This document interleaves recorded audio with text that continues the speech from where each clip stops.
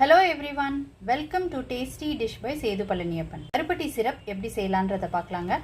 கருப்பட்டி 1/2 கிலோ எடுத்து வச்சிருக்கேங்க. இப்போ ஃபர்ஸ்ட் கருப்பட்டியை உடைச்சு எடுத்துக்கலாங்க. உடைச்ச கருப்பட்டியை ஒரு சாஸ் பேன்ல சேர்த்துக்கலாங்க. கருப்பட்டியை கரைச்சி எடுத்துக்கிறதுக்கு 3/4 டம்ளர் தண்ணி சேர்த்துக்கிறேங்க.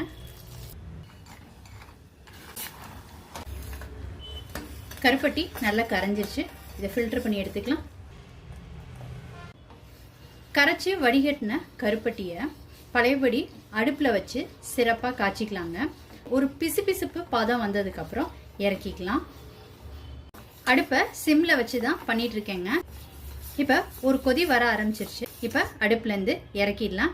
இப்போ கிளாஸ் பாட்டிலில் சிரப்பை ஊற்றிக்கலாங்க. கருப்பட்டி சிரப் ரொம்ப சூப்பராக ரெடி ஆயிடுச்சுங்க. வெள்ளை சர்க்கரையை ஸ்டாப் பண்ணிவிட்டு நீங்களும் கருப்பட்டி சிரப் இந்த மாதிரி ரெடி பண்ணி வச்சுக்கோங்க. அடுத்த ரெசிபி கண்டென்ஸ் மில்க்கு வீட்டில் எப்படி செய்யலான்றதை பார்க்கலாங்க. இந்த ரெசிபி செய்கிறதுக்கு 200 ml கப்பில் 2 கப் திக்கான பால் எடுத்துருக்குறேங்க.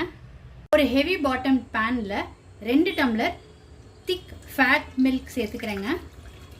அடுப்பை சிம்மில் வச்சுட்டு இதுக்கு சர்க்கரை சேர்த்துக்கிறேங்க.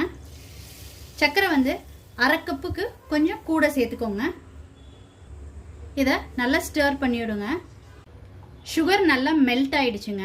இப்போ ஒரு 20 மினிட்ஸுக்கு மில்கை நல்லா கொதிக்க விடலாங்க. கலர் சேஞ்ச் ஆகி நல்லா திக்காக வரும். சிம் டு மீடியம் மாற்றி மாற்றி வச்சுக்கோங்க. கலர் சேஞ்ச் ஆகி கொஞ்சம் திக்காக வந்துருச்சுங்க. இப்போ இது கரெக்டான கன்சிஸ்டன்சி. இப்போ இறக்கி ஆற வச்சிடலாம்.